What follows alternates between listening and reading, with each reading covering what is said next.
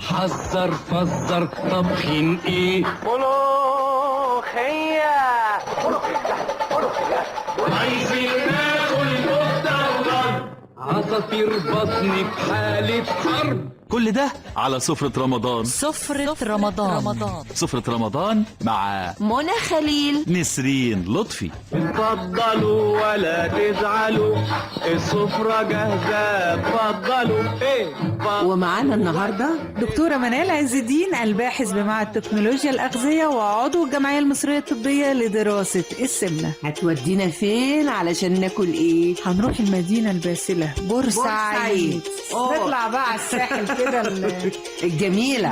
بورسعيد الجميلة بالظبط، بورسعيد. والاكل بقى والسمك والجمبري. بصراحة شطار قوي في حكاية الأسماك والأكلات البحرية. اشهد يعني أشهر الأطباق البحرية تاكليها من بورسعيد بجد، يعني شطار أهلها ومتنوعين، يعني مش سمك بس، لا والله. واللحوم انا اكلت هناك، اللحوم كانت رائعة. ما هو شاطر في كل حاجة. شاطر.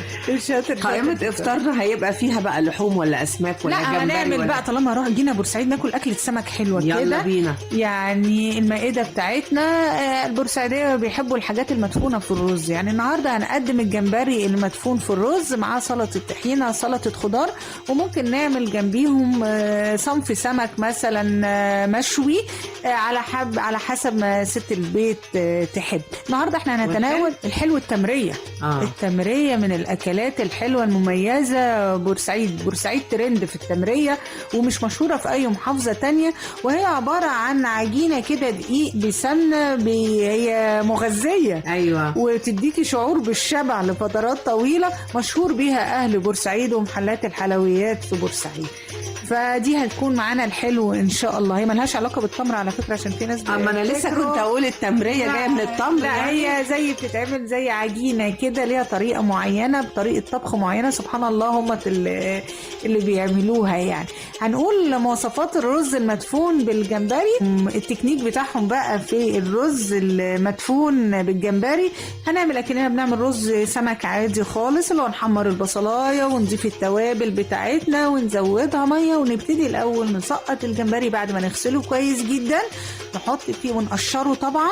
بنحط الجمبري في الميه اللي بتغلي على النار وياخد غلوتين كده، وبعد كده نكون غاسلين الرز ونبتدي نضيف بقى اللي انت عايزه تحطيه في الرز. طبعا الرز السمك بيتحط له كمون، بيتحط له غرفه، وبياخد وقته مثلا حوالي ساعة الا ربع. لو انت جاية من الشغل ومستعجلة تقدري تعملي الوجبة دي، ونقدم جنبيها طبق السلطة. عايزة اقولك في الحالة دي هتبقى وجبة غذائية متكاملة، لان الاسماك عندنا مصدر للبروتين الحيواني، الرز مصدر للطاقة، طبق السلطة مصدر للمعادن والفيتامينات اللي بتدي مناعة. طبعا هو الجمبري الصغير، يعني اللي هو الجمبري الصغير. عندنا مثلا لو هنعمل كوباية جمبري بيتعمل قدامها كوباية رز غير مطهي، ونبتدي نضيفهم مع بعض. والله حابة تعملي صنف السمك جنبيه مثلا، طبعا احنا ممكن نعمل اي صنف سمك تاني جنبيه على حسب المتوافر في كل محافظة، برضو يكون في تنوع على مائدة الأسرة. السمك من الحاجات الغنية بالأوميجا، من الحاجات اللي بتساعد على التركيز، من الحاجات اللي بتحمي مخنا من مرض الزهايمر، سهل الهضم، ما بنحسش بتخمة بعد الأكل. وخصوصا ان احنا في الشهر الفضيل مهم جدا ان احنا نحرص على شرب المية، لان ناس كتيرة بتنسى شرب المية. يا جماعة الفترة اللي ما بين الفطار للسحور نكسر من شرب المية عشان ساعات الصيام الطويلة. بورسعيد من المحافظات الجميلة جدا وليها تاريخ. كل محافظاتنا جميلة واكلهم مميز، وحقيقة يعني يا بختنا ببلدنا. الحمد لله، مصر ام الدنيا. بكرة حلقة جديدة من سفرة رمضان مع منى خليل، نسرين لطفي.